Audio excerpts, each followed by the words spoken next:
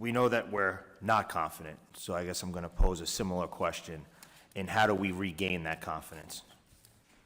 Again, I think I just said that.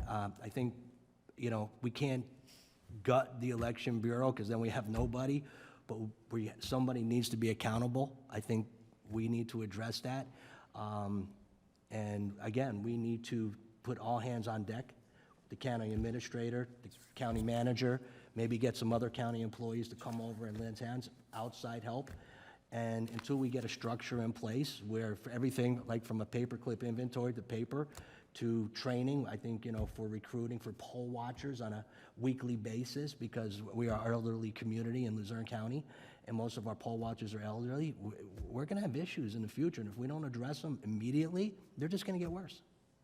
Thank you.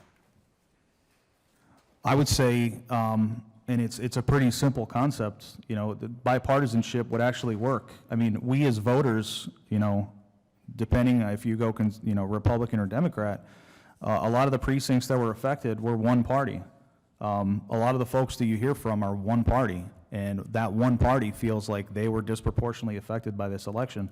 And I do want to point out that the acting election director for this last election was a city council Democrat. The election board is ran by a majority Democrat. So the only way to make confidence in the other side is by making them part of the process and not making this a partisan issue. Thank you. I think before we make it better, we have to know what happened. There's always solutions. And I really feel even between Republicans and Democrats, you can always find a win-win somewhere. I know it seems crazy these days, but I really believe that you can find a win-win. But if you don't know the core of the problem and what took place, how can you fix it? I agree, Mr. Walsh, and especially when it comes to elections, we should be finding a common ground. Mr. Chair, I would like to submit for the record, though, two articles, one from Tioga Publishing and one from the Times Leader, just refuting Mr. Morelli's comments. If I could submit for the record.